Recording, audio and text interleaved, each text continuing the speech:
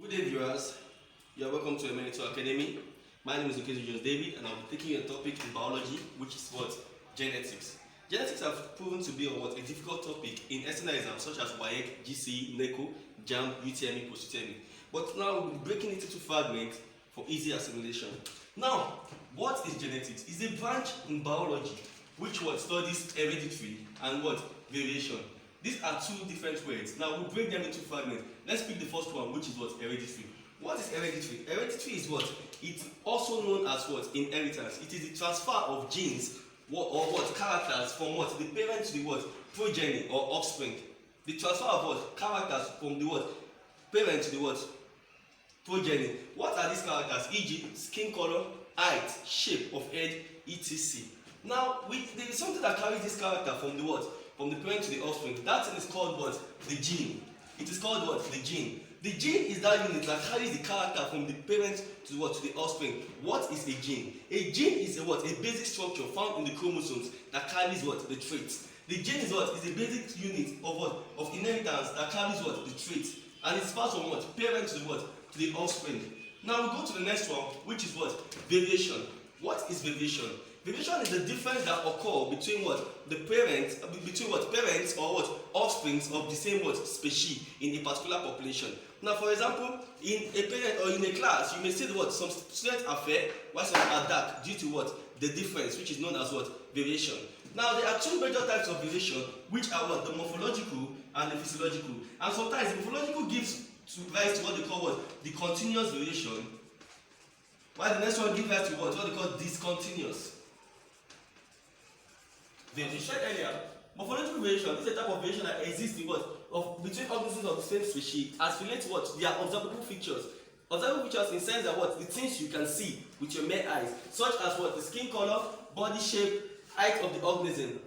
Now the next one is the physiological variation. This is a type of variation that deals with how organisms relate with their environment or how they use their body parts.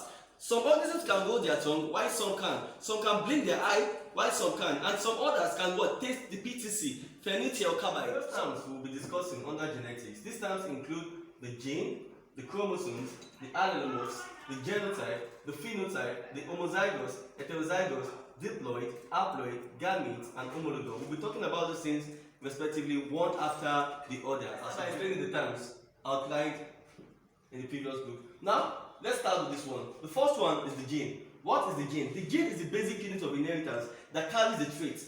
Another word for trait is called the characters. The next one is the chromosome. The chromosome helps to carry the gene. And the chromosomes are rod-like or thread-like in structure. They are found in the nucleus of the cell. The next one is the allelomorphs. What are the allelomorphs? These are pairs of genes found in on the chromosomes. They are pairs of genes found on the chromosomes. The elements are pairs of genes found on the chromosome, and the point in which they are found is called the loci. It's called the loci.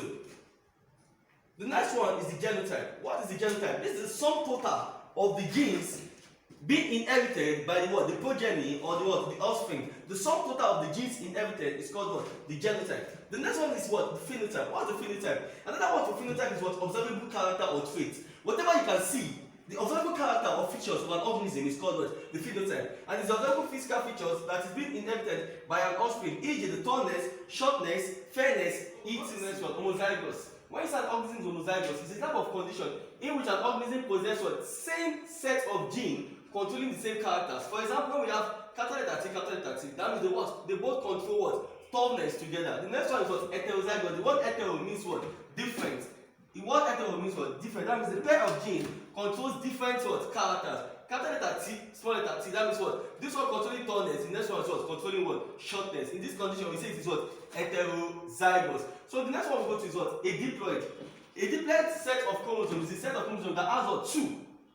Now, an organism is said to be a diploid when it possesses two sets of chromosomes. Two sets of chromosomes. In this case, we write 2n.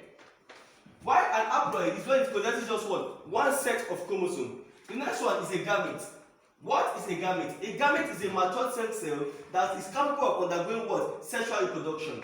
For example, for the male gamete, it is called the sperm, and the female gamete is called the ova. The process of producing the sperm is called spermatogenesis, and the process of producing the ova is called what? Oogenesis. The next one is homologue. What is an homologue? It's a different organism that possesses two sets of chromosomes and is found on the locule. This such organism is referred to as what? An homologue.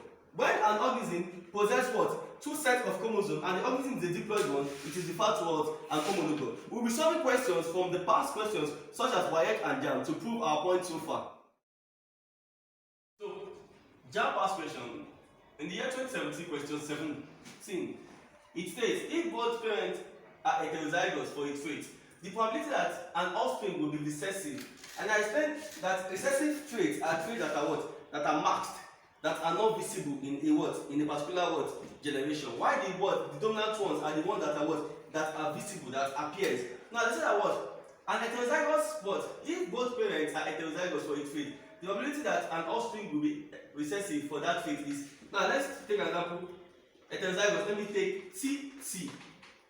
TT. Let's do the cross.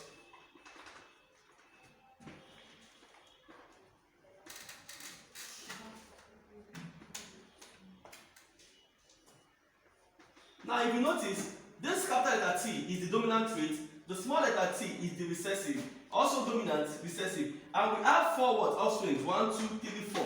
This one is dominant for what? The tallness, if the characters happen to be what? Tallness, or the characters happen to be tallness. Now, this other one, homozygous for tallness, heterozygous for tallness, heterozygous for tallness, but this is the only one that's what? Recessive.